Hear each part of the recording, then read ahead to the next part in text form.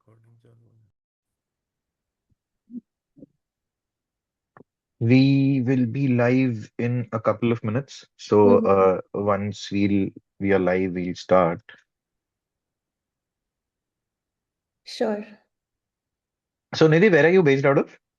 I'm based in Gurgaon. Oh, okay, here only. Yeah. Oh, nice, nice, nice.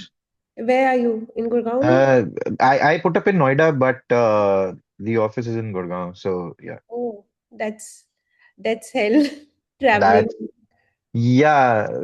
Gurgaon to Noida is pretty tough, but it's just that I have a hybrid system, so I don't travel much. I've been in that place. I was traveling from Noida to Gurgaon all 5 days, so I can. Oh, I've- okay. so I've So recently shifted to Gurgaon, but you you recently shifted to Gurgaon. Oh, okay. Nice. So, how long you were in Noida? for about 4 years, I was in Sector 100, Lotus Boulevard. Oh, okay. Yeah, yeah, yeah, yeah, yeah.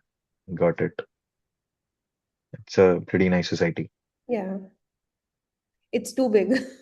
It's too big. Yeah, I've seen that society when there were just only three towers. So Oh, the first three towers which are open were like around 2013. Yeah, 12 or 13, and they were just Tower 11, 12. There was no Tower 13, so there were 14. hmm. Now they're 30. Yeah, I know that it's a huge property. It's a huge property over there. I'm a little nervous right now. It's the first time for me going live like this. It's perfectly fine. You don't have to be nervous. Just be vocal enough with your thoughts. That's perfectly fine. Right. Actually, the questions also came in last night, and I was like, okay, I was thinking that it's just like 15 minutes, and there were three, four questions already given. It will be around that. Then I started preparing. Uh, Yeah, I would have sent it earlier, but even I was keeping a little busy, so I sent it to Manisha, and then she was like, "Yeah, I'll send it." But yeah. no worries, that's perfectly fine. See, you don't have to be like nervous about answering anything. Just give it a thought. Whatever you feel free to answer. It's basically something which exactly you're portraying your thoughts, you're portraying your Mhm. understanding with respect to the topic. Right. That's it.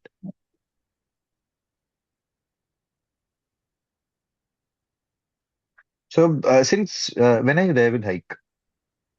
I was with the hike till September.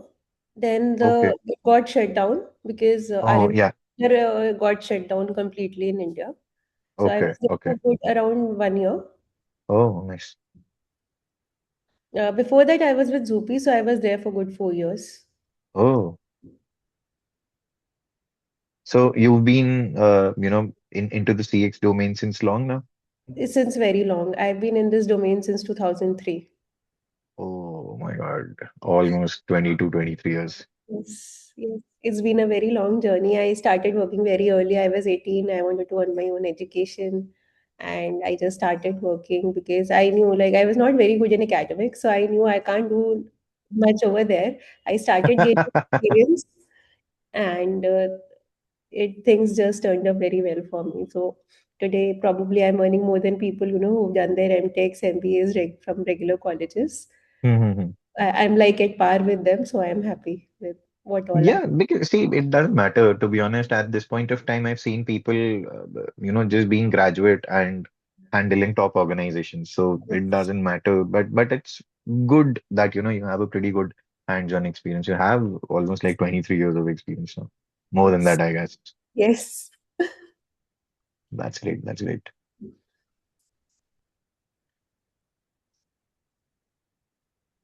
So, are you moving somewhere currently, or what's the plan? So my plan is like I am a CX consultant as well, so I'm trying to Oh, help nice. startups with building their CX team, setting up their tools, SOPs, and everything. Side by side, I'm also looking out for a permanent job so that Got it. I can manage my expenses, and also it's both ways. Whatever works first, consulting or a full time job. I'm open for both. Got it. So, how's Gurgaon treating you? Pretty well. If only the signals are a little more shorter here. The signals are very long. There are too many signals, and the roads are almost broken everywhere. So there are two major issues in Gurgaon. Otherwise, everything seems to be fine. I'm enjoying this time here. I get it, but you'll have a very pleasant time when it rains in Gurgaon. No, I've seen it. I've seen those times also. Fortunately enough, the place where I live, there is no water logging as such, so I'm pretty safe. But then if I have to move out, I have to think twice. Yeah. So what part of Gurgaon you are in? I'm in Sector 63, Golf Course Road Extension. Oh, that's near Sona Road. Like you while going to Sona Road. While going to Sona Road, yes. So it's Got very near to the Worldmark Tower, you can say, or there's a very new Hilton property over there. So it's very near to that. got it.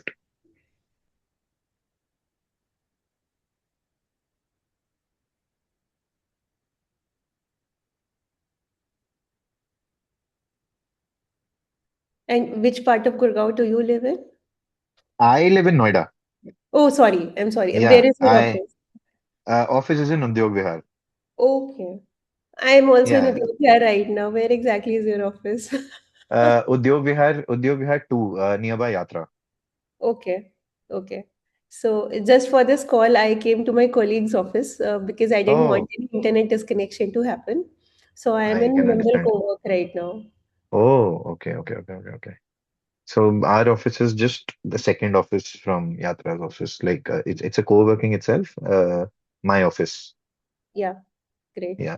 So that's where we have our office. We've been there since long now. Hmm. Yeah, that's great. So what did you prep for the call then? I looked at the questions. I jotted down some points, what I can talk around. Hmm. I know it's going to be a long conversation. There were around, I think, 18 questions that were given. So let's see. I've, prepped some notes on what I can say, what examples I can quote. I get it. Right? Because it's very important for the people to relate. Until unless you're able to give real life examples they can relate to, it will be like a very boring call where people will not want to listen to what is being said. So we can't have too much theory and more of practical examples so that people understand what we are talking. Absolutely. Just give me a couple of more minutes. The team is working in the background. I guess there's some technical issue. Hmm.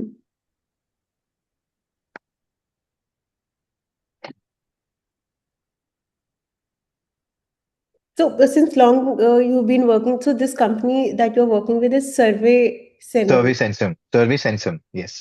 Okay. Yeah. So. So I've been here.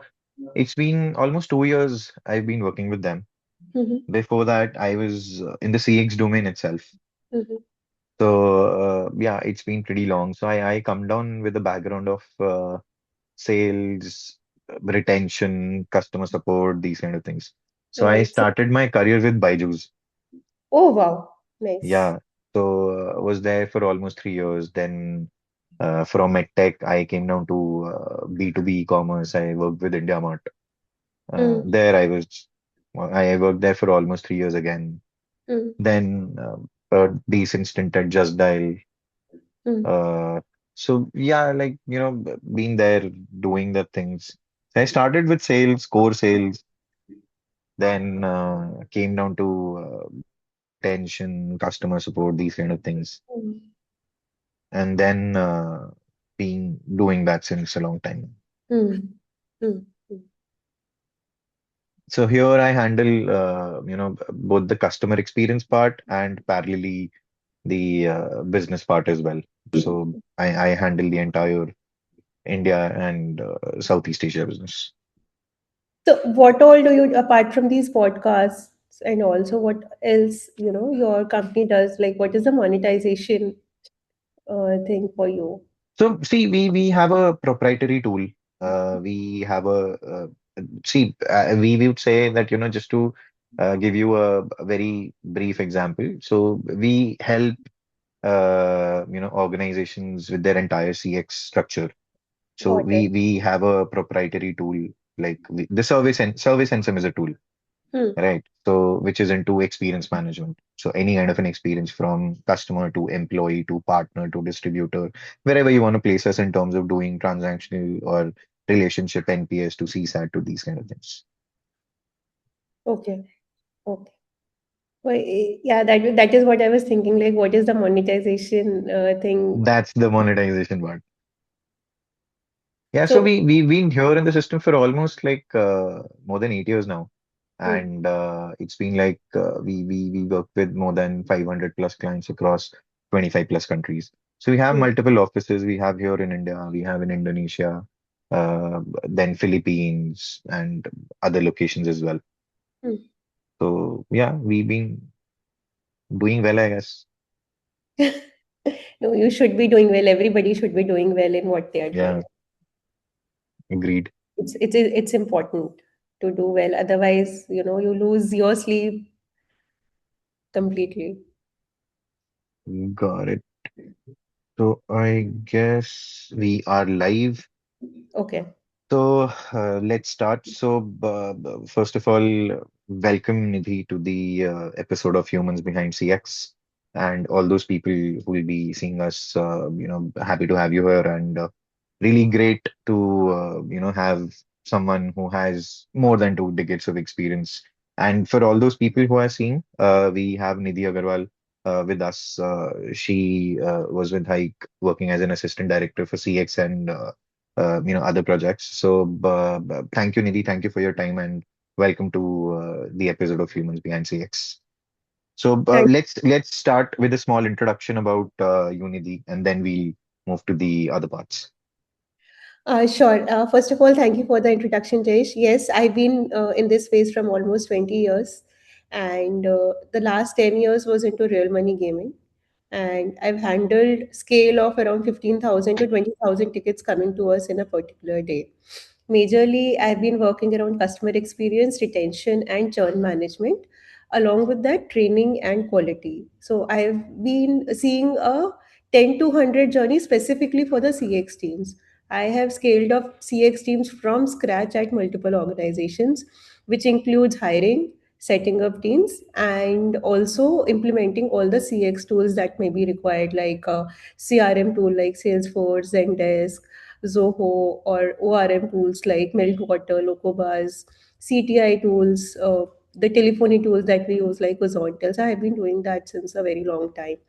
As of now, I'm helping startups to scale their CX team, set up their sales team, because it's very difficult for startups to have somebody very senior from the very start. But then I step in as a consultant and I set up their processes so that they run on autopilot mode even with somebody junior hired by them.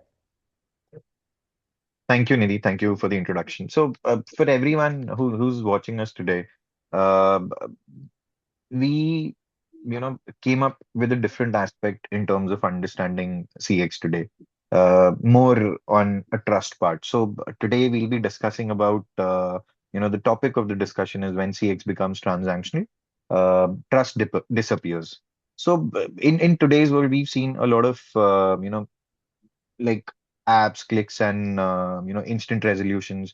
Customer experience has become incredibly efficient. It's more on an efficient side, but somehow along the way it has become a lot transactional. We've seen, whenever a ticket gets closed, SLAs get met, and the matrices which exactly an organization wants to achieve, that is met. But slowly, still, the trust, disappears or it erodes. Hmm. So in today's episode, everyone will be exploring what happens when CX stops being, relational and becomes purely transactional. So, Nidhi, my first question to you would be like, like the organizations you've been working. So in a product-led company, Hmm. customers may never speak to a human. Like, they generally are inside the application. They are, using that application on a very day-to-day level and something like that. Hmm. So how does CX show up when experience and design, when experience is designed rather than delivered? So in product based companies, what happens is that the experience is built within the product itself. So instead of somebody fixing the problem for you, the product is designed in such a way that it is easy to use and it prevents any confusions or errors. I'll give you a very good example. I think all of us use Google Drive, Google Docs, Google Sheets. So that is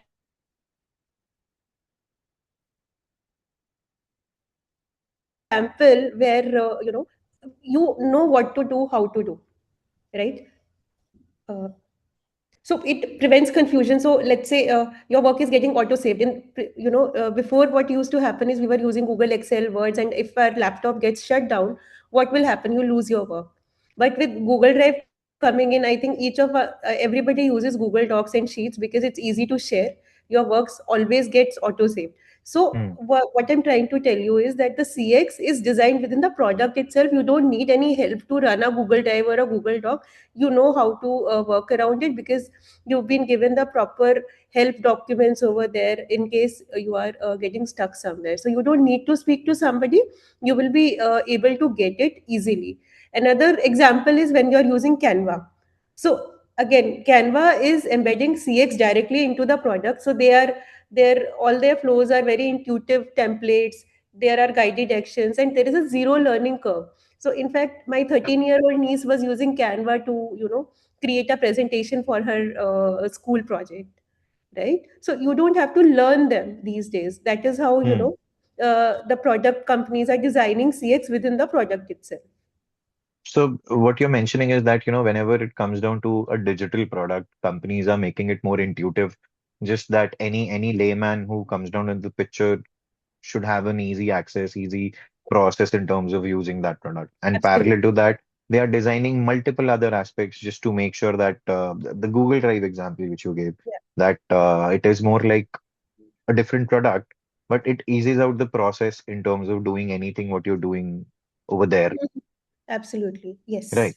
Got it. Okay. Okay. So if I ask you something related to that, uh, you know, so how does a transactional CX look like in a digital product?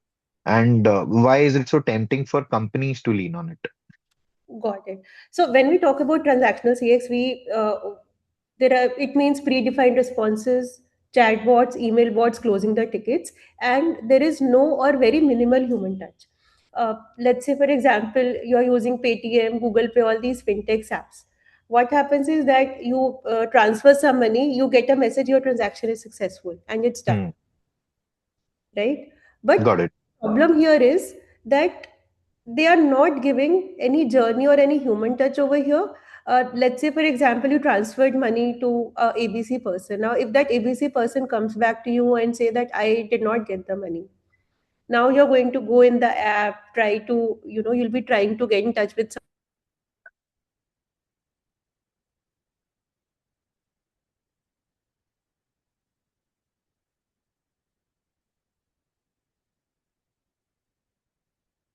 Now, Nidhi, I lost you in between.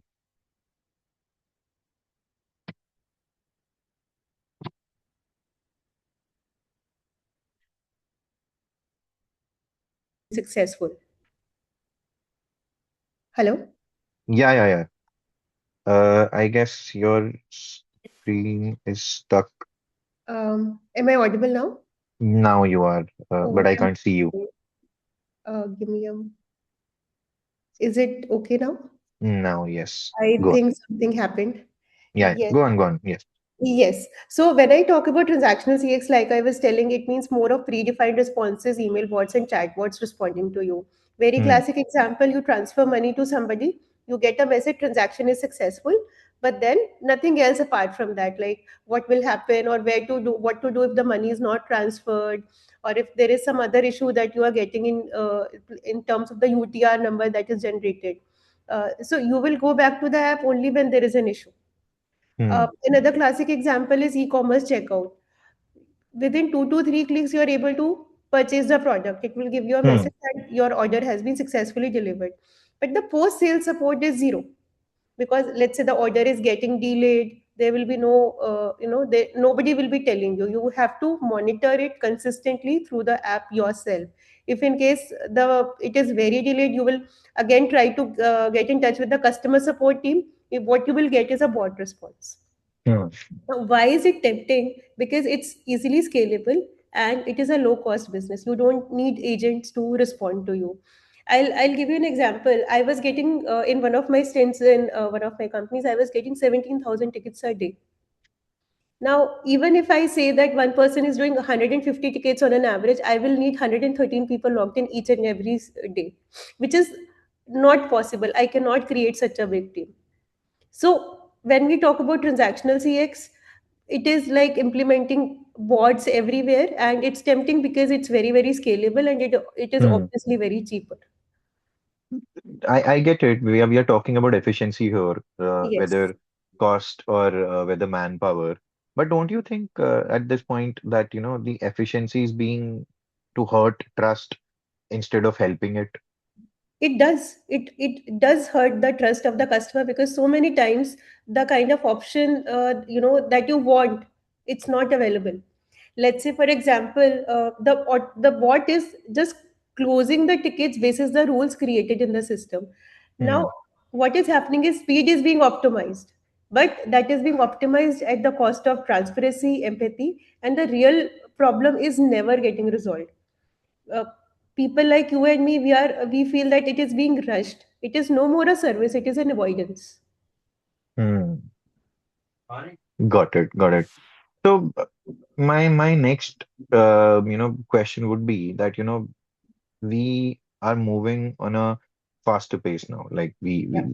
we are coming down in terms of digitizing CX over here. Right. So, as per you, what builds trust faster in digital CX? It's speed, it's transparency, or consistency? According to me, I think it will be consistency. Why? Because transparency can give you assurance, speed will create convenience, but if your service is not consistent, it will ev- eventually the transparency or the speed will lose credibility. For Hmm. example, you book a Uber, Ola, or a Rapido, you book a cab. Now you can track the driver on your app very easily, right? So, and the rates are also very transparent. Now if it always arrives late, will you be using it? Transparency is there in the Hmm. pricing, speed is there because all the FAQs are there. You just have Correct. to take in, even in case you are overcharged, you will be getting auto refunded. But these two doesn't matter if the rider is consistently late, and more than 3 times or 4 times in a week your ride has been late and you've been eventually late to office. So Hmm. consistency matters more than transparency and speed. Got it. Okay. Yeah, I totally agree on that, because I've seen that thing a lot of times with speed, they do, rectify your problem.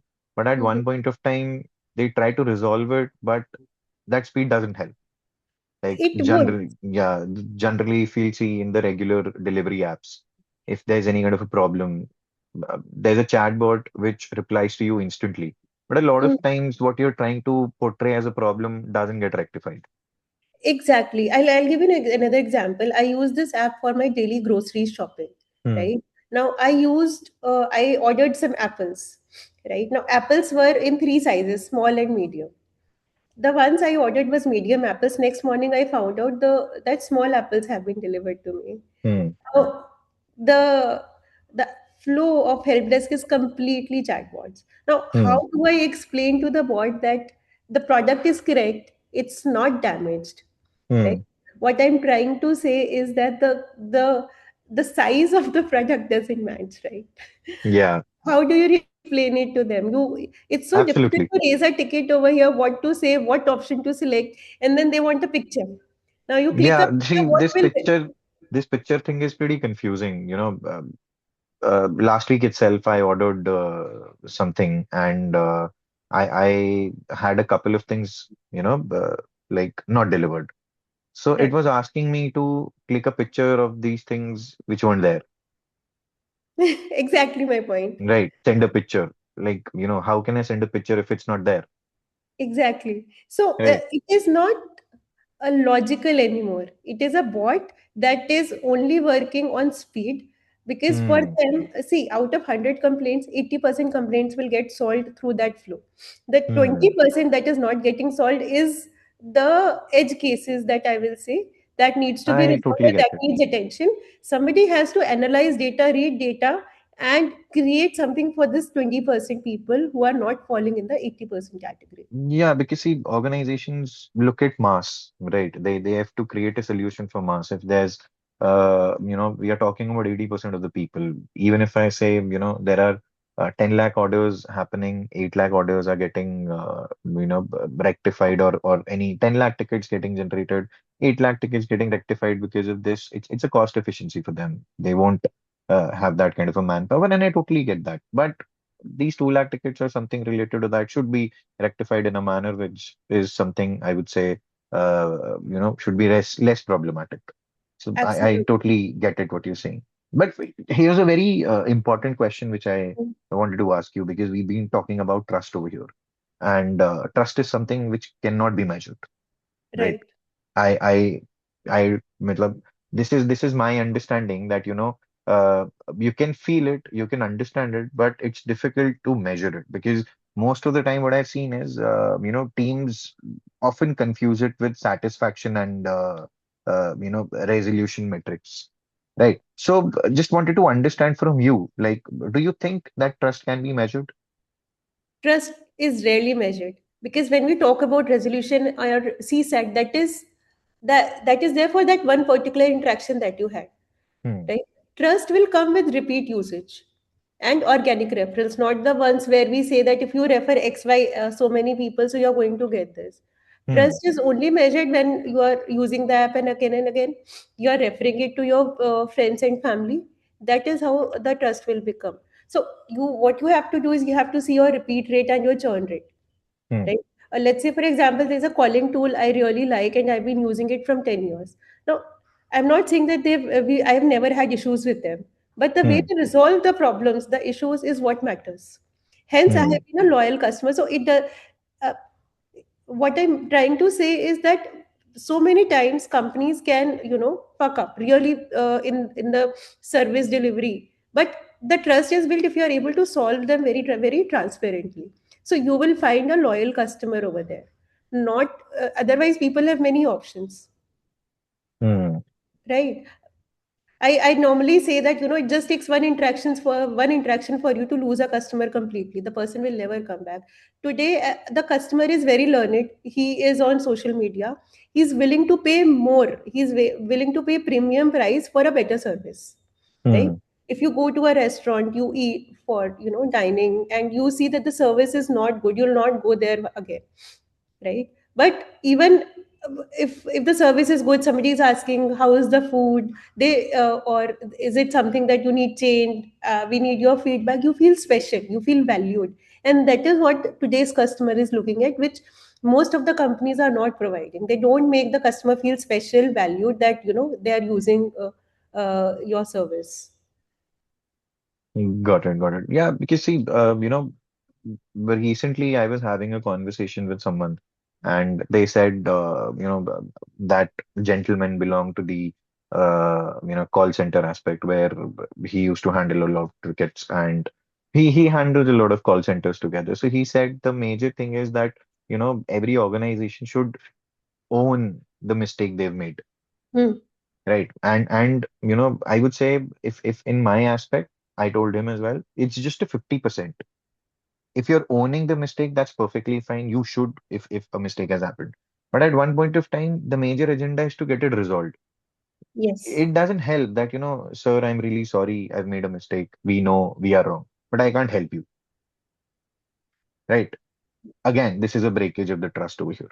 Absolutely, absolutely. Right. As a customer, what am I supposed to do that you're agreeing you've made a mistake, but you can't help me? So I guess Absolutely. owing is one part of it, but there should be a resolution. And I would say, both owing and resolution should be at a particular speed. Right. And the major problem is that these agents who are talking that I'm sorry, I can't help you. I know there's a problem, but I Hmm. can't help you, because they have not been empowered with a resolution. Hmm. right? They generally will go to their team leaders or managers for getting some approval to waive the fee, or process a refund. They are not empowered enough. Now, Hmm. now the thing is that the frontline workers are the first ones who are talking to the customers. They are the face of the company, and Hmm. they are not being empowered to do something for the customer. So they feel bad because they're not able Hmm. to do anything, and at the same time it's not their mistake. I think companies I should get it. Yeah. have as their frontline workers, their agents, and they have uh, I'm not saying that give them the opportunity to refund something like 10,000, 20,000, but give them some kitty, Hmm. right? So they are able to Got it. take that decision and they are able to take that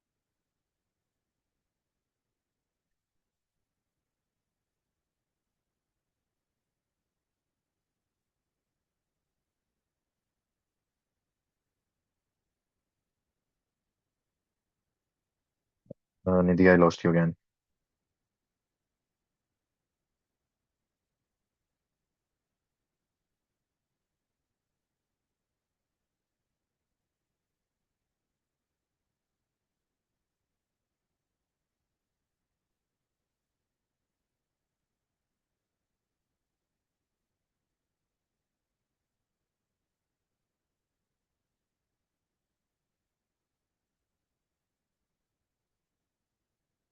Nidhi, can you hear me?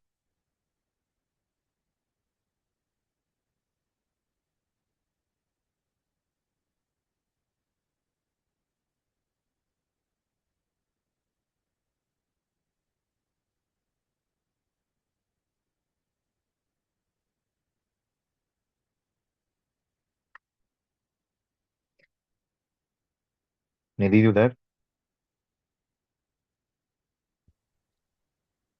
Hello. I'm Yeah. so sorry. Something is happening now. It won't disconnect. Something was there was a technical issue at this place where I am. It should No not get worries. Yeah. disconnected. Sure, sure. Go on. Yes. So we were talking about, how the agents are not empowered enough Hmm. to basically resolve the customer problems. And I Hmm. think it's time when companies or managers should make processes which are Hmm. so that it's easier for the agent who's talking to the customer to process refunds, or do some kind of waiver to build that trust in the organization again. Because ultimately, if you lose that customer, you will again be working, or you'll be spending cost on reactivating the customer, or help see that okay, he's churned out, and then again you're going to spend money. So it's better that you spend money today and don't let him go. Got it. Got it. Got it. So, m- Nidhi, as per you, what are the early signals that indicate CX is becoming transactional and trust is eroding? Okay, so if in case I say that if you started getting fewer complaints or fewer emails, I think that is one of the early signs. See, fewer Okay. complaints or fewer emails doesn't always mean that you are doing a good job. Hmm. It can also mean that something is wrong, and probably customers have given up asking for help and they're not just using the app anymore, right? Got That it. is one way of looking at it. If you see that your complaints or your emails are consistently going down, there is Hmm. some problem which is there, right? Another Okay. sign I can think of is where the reopen case, the cases that have been closed by bot are consistently reopening. So you have to Hmm. again data and see if there is a complaint which keeps on coming. And specifically, if it has been closed by a bot and the customer is trying to reopen it. And another thing is that if there has been a drop after there has been a technical issue in the app. I'll give you an Hmm. example. So when I was with these real money gaming apps, so many times what Hmm. happens is that due to a technical issue, the tournament that the customer playing, just suddenly stops in between, or Hmm. the app suddenly goes down. And since it's real money gaming, so it's live, and people have already spent, as high as 10,000 rupees in that particular game. Now, if that app shut down at that time, Hmm. the first thing, obviously, what you will do is refund. That is something that you have to do. There are no two ways about it. Hmm. Second, probably you might give him an inconvenience bonus, or some extra money for that. What is the Hmm. third step in it? The third step is that even after customer come back on your app. See, refunding always doesn't mean that you've won the customer trust. That is the bare minimum that you can do for him. Hmm, hmm, So hmm, what to do is we also used to see if the customer has come back after a friction, or let's say user has put in a complaint, you solved it. Now you have to analyze whether the customer has ordered again on the app or has come again for hmm, using another. If that person has not come back, that means you're losing people due to friction. But you can only check that if you are analyzing that kind of data, or you have those kind of dashboards. Generally the basic dashboards that are being created is what is my FCR, what is my ART, how many complaints are getting resolved within the first 10 minutes, what is hmm, my first contact resolution. Nobody is checking hmm, what is my churn rate, what is my hmm, return rate, how many customers who put in a complaint for whatever reasons and they have been solved are not coming back. hmm, These are the dashboard that we need to create to understand all this. And this is how you will know if the trust is eroded. So when you measure CSAT, you take a 1, 2, 3, 4, 5. So generally people are seeing why a DSAT is coming. So you will see the interactions which gave you a rating of 1, 2, or 3. Nobody sees, the CSAT in 4 or 5, like what are you doing better? So if you hmm, know what you are doing good, you can replicate that for the DSAT people. hmm. Got it, got it, got it. So, if in these digital platforms where we've seen that it's more like a process which exactly a customer has to follow, right? Whether it's any kind of a complaint to any request to anything. So, where do customers most often feel processed in terms, instead of heard, as per you in a digital platform? See, chatbot flows are designed in a way that that will they want to make you feel processed. There are very limited options, but there is no actual way you can speak to a human. Hmm, I'll let's say for example, we used to dial these customer care numbers and we used to press a 0 or 9 to reach the customer care agent directly, because we really did not want to go through that long IVR, listen to all those options. That hmm, doesn't happen anymore. Even when you are hmm, calling an IVR, you're going on a chatbot flow, you will not be able to get a human interaction, not immediately. correct. Everything is bots. There's this app, I ordered something from it, and the product did not get delivered. I got a message that you are not available at home. So that was an incorrect attempt. I could not create a complaint about that incorrect attempt. Hmm, There was a chatbot flow I was stuck in, that it's going to be reattempted tomorrow. Then it said, "Do you want a call?" I said, "Oh, obviously yes." I clicked on yes, and there was again a bot calling me, and that bot was hmm, repeating the same exact same verbiage that was written over there.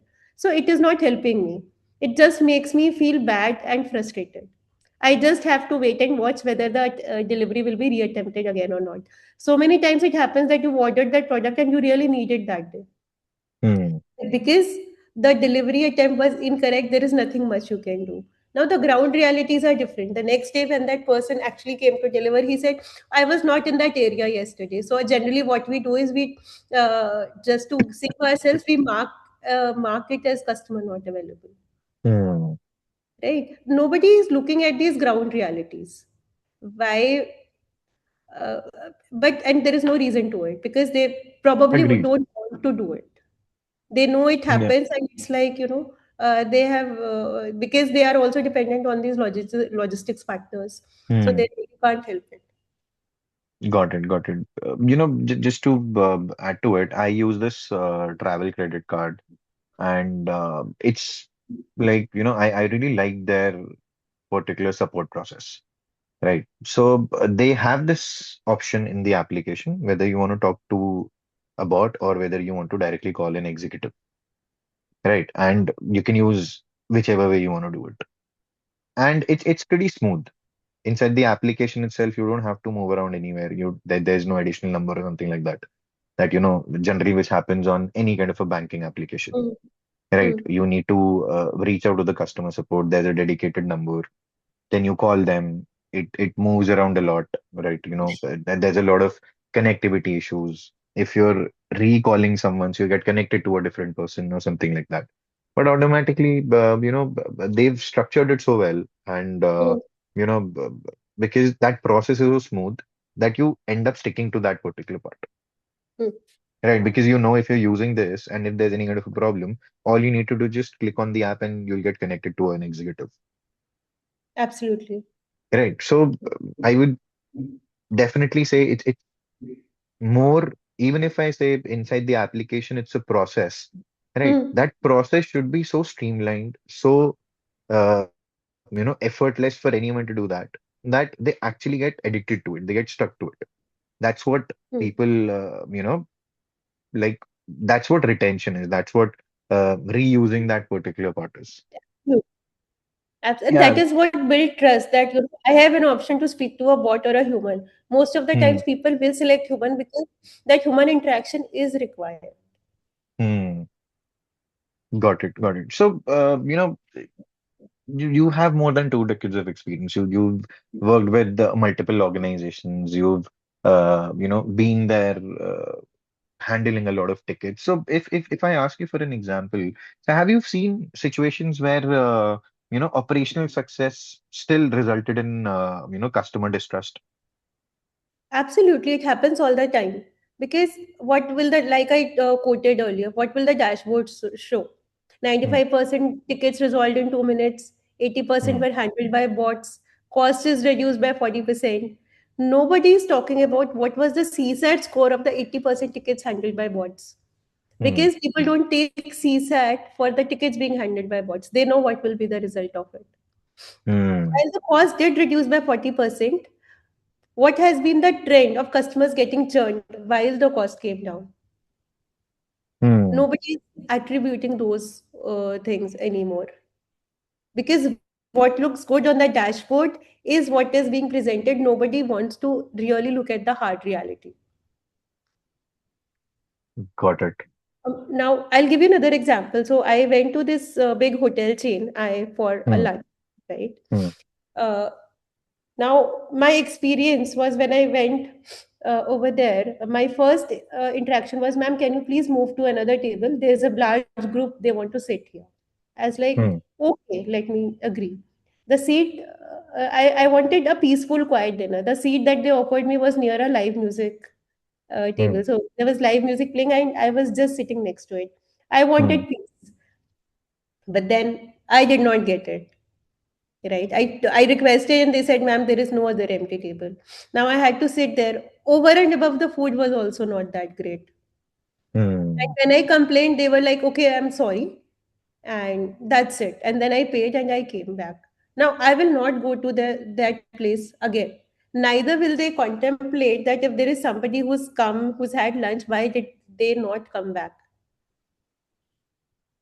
Right, no, because they Hmm. have so, the problem today is that these brands have so many customers. Even when they lose one or two customers, it really doesn't matter to them. That service quality, that intention is completely missing. Because I think the population is so high these days in India that they know eventually somebody or the other will be able to replace that lost customer.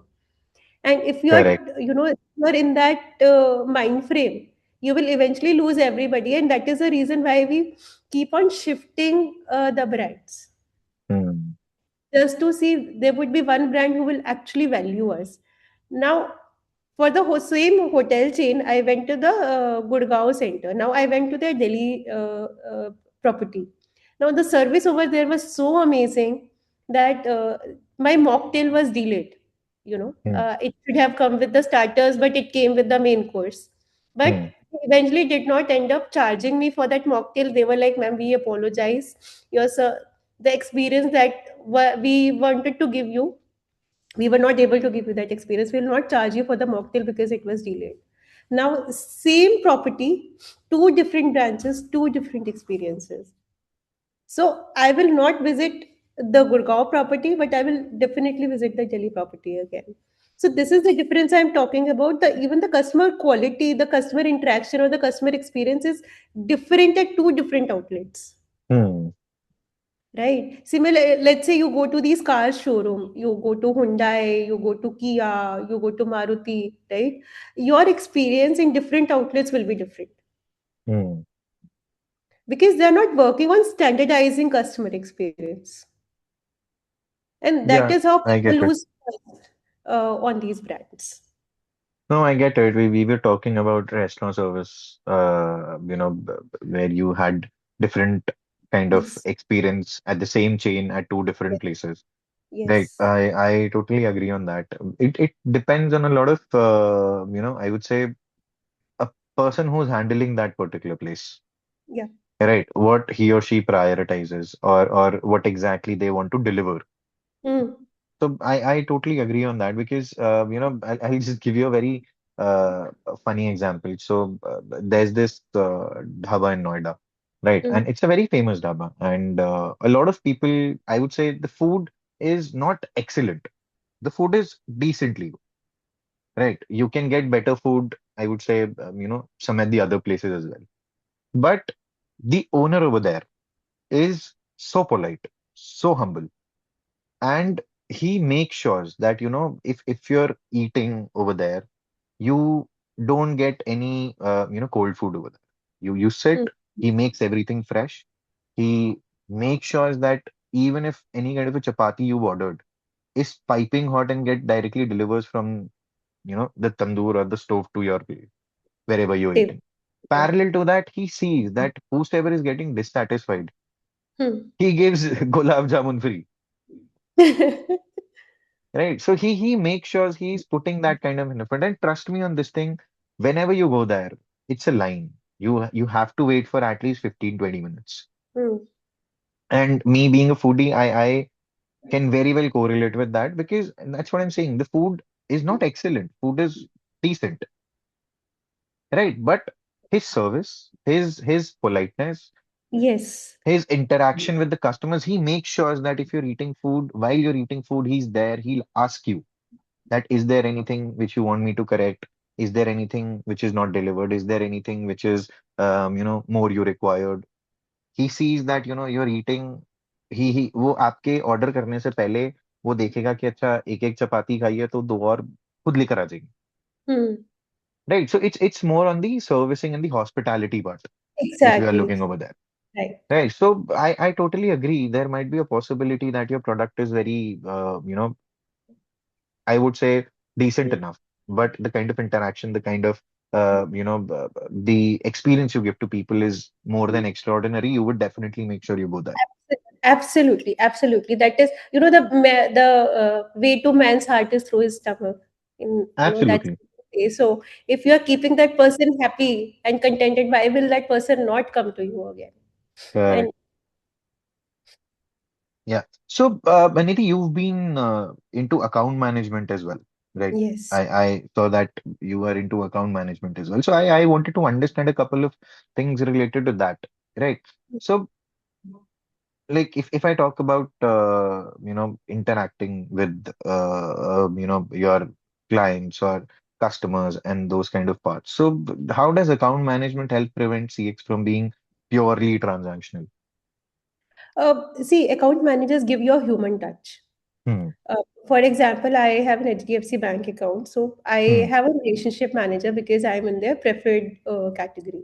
Now, Hmm. this person calls me at least 2 to 3 times a month, Hmm. just to see if I need something, I'm facing an issue or I need help. So and again, since I have a number, if I actually need help, I can reach out directly to her, so I don't have to go through that email bot, chat bot. I get an Hmm. instant answer within 2 to 3 minutes, or even Hmm. if she doesn't have an answer, she'll call me back after an hour. But then Hmm. it saves me a lot of time in terms of getting through so many chatbot flows or email bots. I'll send an email and I'll wait for a response because standard TAT of these banks is 24 hours for your email, right? So these account managers, they give you a human touch which is required in today's date. So even Hmm. when I was working with these organizations, we had account managers. One account manager was handling around 2000 accounts, and Hmm. the job was of that account manager was to touch base with these customers at least 2 to 3 times a month. Now there'll be some customers who will tell you that I don't need help. If I need help, I'll reach out to you directly. And there would be Hmm. some people who will always need attention, right? Hmm. So basically, you can say ego. You are getting in touch with them and making them feel important. That yes, I am an important part of this company or this brand. and hence these people have account managers. So it feels good when you say, oh, my account manager, my Hmm. relationship manager, it just feels good. Got it. So I have a very important question for you, Nidhi, and this is something what I feel that being there in the very similar industry where we handle a lot of accounts, we meet a lot of people, we propose a solution to a lot of people. Yes. So there are two parts to it, managing account and nurturing a relationship. Right? What do you feel is the difference between two? The difference is that one is proactive and one is reactive. So managing an Okay. account, I will say it is more reactive, and Hmm. nurturing an account is more proactive. I'll give you an example again. So with this HDFC Bank RM, she very well knew. I had some balance in my account, so she always Hmm. asked me that you should invest it here and there, and I was Hmm. like, Hmm. Hmm. eventually I'll buy a property and I'll take a Hmm. home loan. So she Hmm. very well knew that I might be taking a home loan in let's say in Hmm. the next 1 or 2 years. But the moment I reached out and I actually needed help, she did not know anything about the home loan thing. Hmm. She made me speak to somebody else, and then there were 2, 3 calls here and there, and I really could not understand what's happening. It just left me irritated. Hmm. So I eventually took help of one of my ex-colleagues who was also, in the HDFC bank. She was on a very senior position. I reached Hmm. out to her and I got my work done. Now, Hmm. even being an account manager, now nurturing an account would have been if she would have already known all the details, or would have, had all those details already, or would have Hmm. you know told me that, ma'am, this is the steps or this is the process. She did not know anything. So that's the difference Hmm. between manage. So she's managing my account. Okay, she's there for my day-to-day queries, basic queries. But if I talk about nurturing an account, that is not there. Eventually, if my colleague would not have been working in HDFC Bank, I would have taken a loan from somewhere else. And then Hmm. the problem is that they are not even getting back to you. So she never got back to me to understand whether or not I eventually went and took a home loan from HDFC or I took it from somewhere else. Again, Hmm. she's an account manager, but then she has so many accounts to handle. She must have totally forgotten about it. I And get it. I get it. that is how you that's the difference. So these days when you talk about SaaS companies, and there are so many account managers that are there, if you've taken this tool, they're actually nurturing a relationship. How? So they see all the features that you are not using about the product. So in their monthly Hmm. reviews, they'll come back to you and say that, ma'am, these are the features that are available to you, but you're not using them. We've Hmm. seen your data. This is how your if you use these features, this is how you will become more efficient. So at least they're going through my data, they're going through my account, they're helping me out to become more efficient. So that is nurturing an account. That Hmm. managing it anymore. So that is how I said that managing an account is reactive, while nurturing a relationship is more proactive in nature. Got it. Got it. Yeah. So, there's always I've seen because I work with a lot of organizations where they handle CX. There are a lot of people who manage accounts. So at a certain places, it's the same team. But at a lot Yeah. of organizations, these are two different teams altogether, where CX is handled by other department, like customer support, customer service, or account management gets handled by a different department altogether. So, as per you, how do the CX and the account teams collaborate to preserve long-term trust over short-term resolution? Well, foremost is that they should all be on the same. They should have the same tool. Let's say, for example, there's a CRM tool, Hmm. and all the customer queries are reaching that tool. So Hmm. if I am a CX person, obviously I have access to all the customers because I'm responding to their complaints. Now, being an account manager, I should also have the access to the same tool in a limited way, where I am able to see all the queries that are being raised by customers who are associated with me. Hmm. So, as an account management team, they should have a full visibility in all the customers' queries that are coming with the CX team. Now, this will help them to anticipate their needs and also enter into a conversation with the customer with a proper context. How this will Hmm. help is, as a customer, I would feel good that okay, I've raised a complaint to the CX team, but my account manager already knows about it, and Hmm. he or she is working to resolve it for me. So the account managers can also proactively, see whether or not this problem that I have raised can be resolved early, and probably I don't have to go through the standard processes, and they can go over and above and build a long term trust with me by resolving it by going out of the way. Got it. Got it. Got So it. this is how they can work in collaboration. So I'm not saying that they have to associate with each other. It's Hmm. I think it's just that tool that can help both the teams, Hmm. and for the customer, they know that I write to CX or account team. It doesn't matter. Both of them know my issue. I don't have to repeat myself again and again. And Hmm. what I will get eventually is the resolution, and not that I'm repeating my problem again and again to three different people. That is the most problematic thing. Generally you call up and they say ma'am आप एक email लिख दो. Email Hmm. लिखा तो बोलते हैं कि ma'am वो आप ना इस नंबर पे कॉल कर लो. So what are they doing? They are shifting me to three different places. It should not happen. Now if you go to a Starbucks, right, at the billing counter you will tell them what kind of coffee you want. They will not move you to counter and counter, ma'am इस counter पे चले जाइए उस counter पे चले Hmm. जाइए. They'll eventually have the name on your coffee. You'll go to the delivery and you will take your coffee and you will sit, Got it. right? That is Yeah. not happening in today's digital world. Customer is being moved to places कि यहाँ call करो, यहाँ email करो. It doesn't work. I eventually get frustrated. Like I have reached out to you. You are the brand.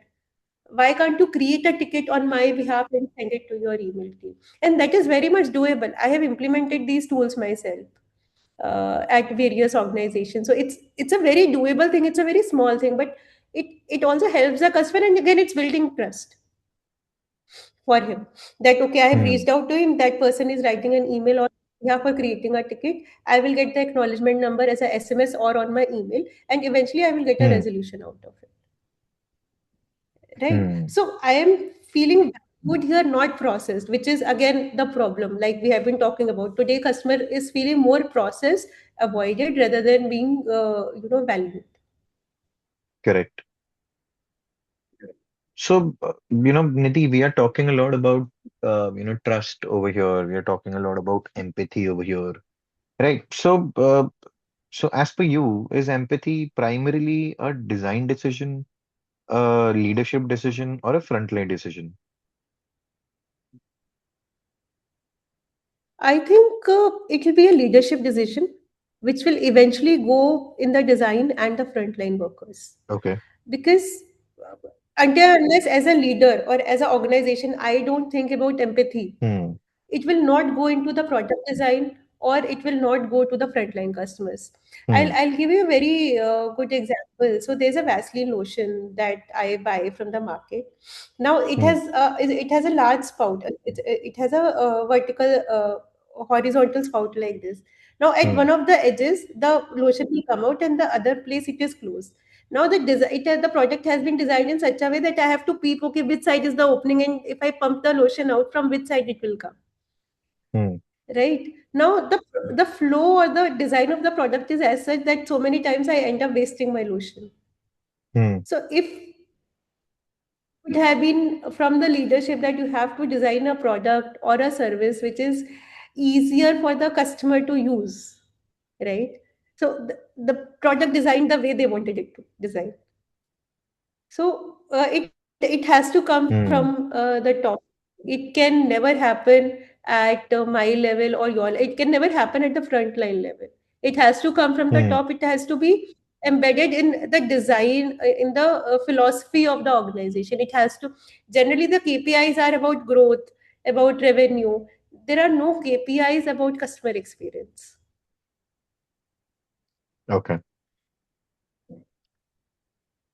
ठीक है. Got it. So, if I ask you, you've been there as a leader at multiple organizations. You've implemented CX, you've implemented a lot of projects related to the ticketing part and these kind of things. So, how do you empower teams to take ownership when the rigid rules do not fit? the real customer context? Well, the foremost is that stop giving scripts to these people. Generally, what happens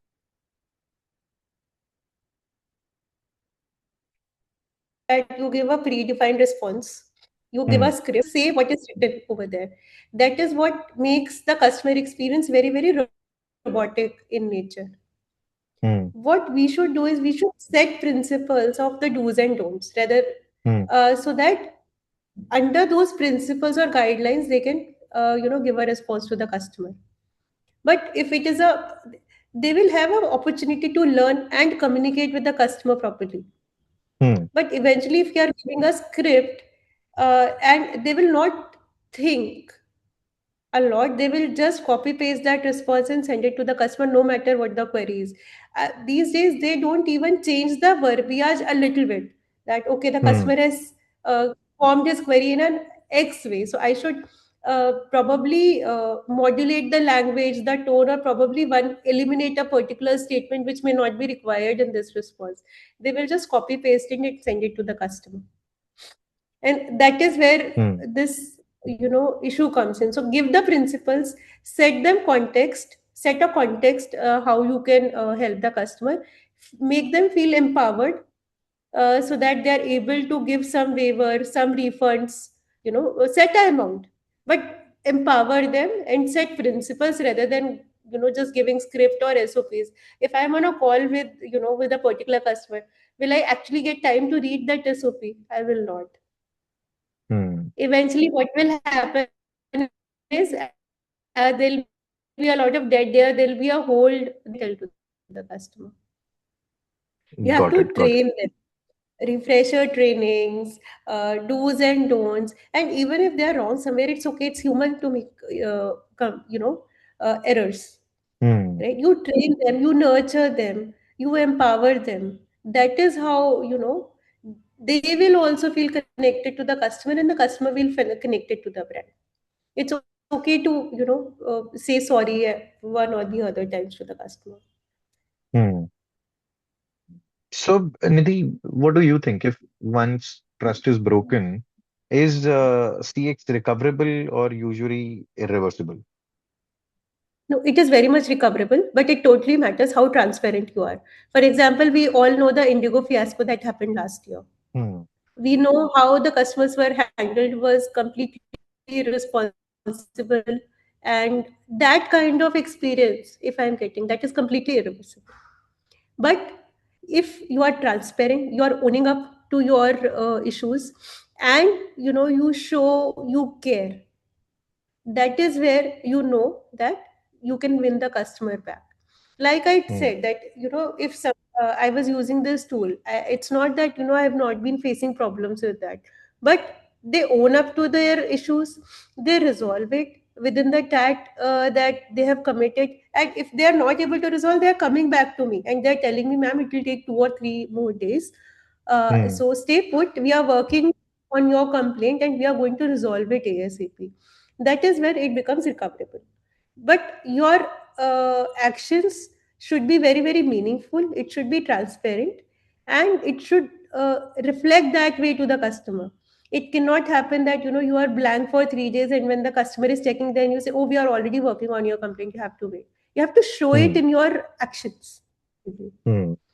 So if your intention is right and you're being transparent, I think your customer experience is very, very recoverable. One particular problem will not make the customer, switch his brand. Got it. Got it. So you're saying that, while recovering trust, whether it's acknowledgement, whether it's speed, or even if I say corrective actions, all three these things are important for any recovery of a broken trust. Yes, all three are Got it. important, but corrective action is what is basically rebuilding trust. Hmm. Speed shows you care, acknowledgement shows you understand, but corrective Hmm. action is what will actually rebuild trust. Now, you you said that you're going to resolve it within 2 days. Over. Hmm. That will not help. You've Hmm. acknowledged that there is a problem. right? That will also not help you. Ultimately, the corrective action you take and you eventually end up resolving it, that is when speed and acknowledgement will help you. Otherwise, you've just responded to the customer within 3 minutes that, we are going to, we understand there is an issue, we are going to resolve it. But the corrective Hmm. action has not been taken for 6 to 7 days. Hmm. Hmm. The speed and acknowledgement really doesn't matter over.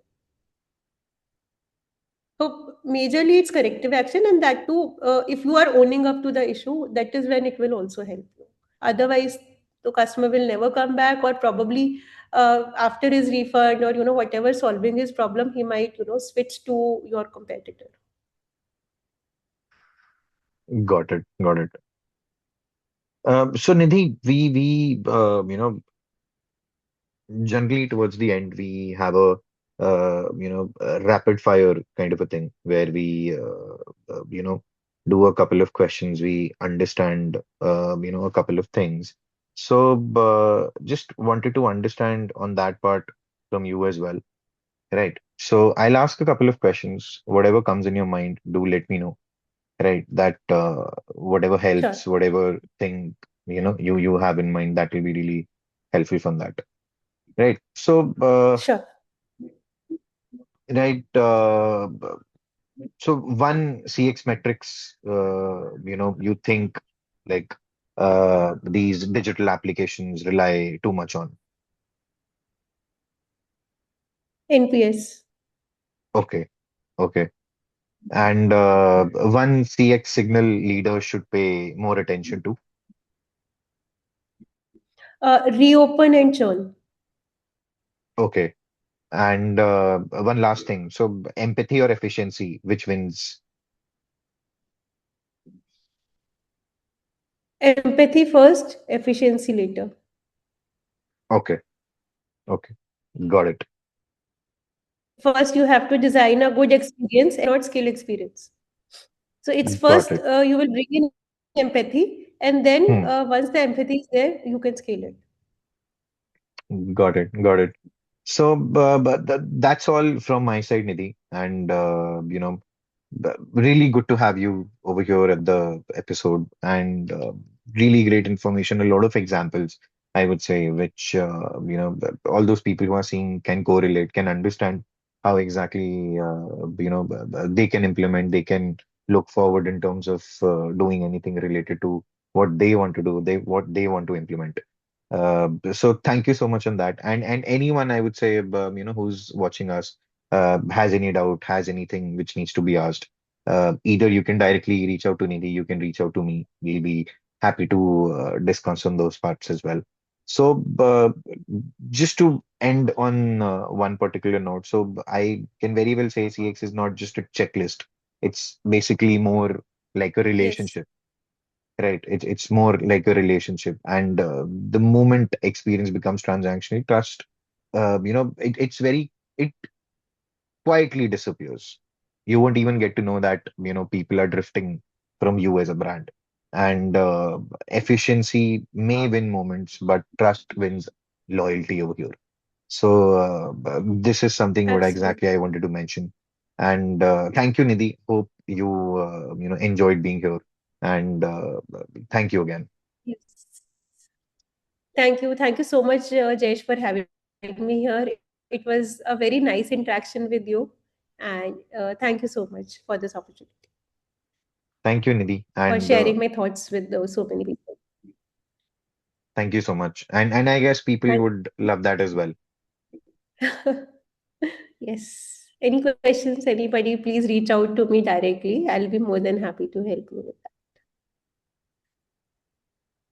Sure. Uh, thank you, Nidhi. Thank you so much. Thank you. Thank you. Bye bye. Bye.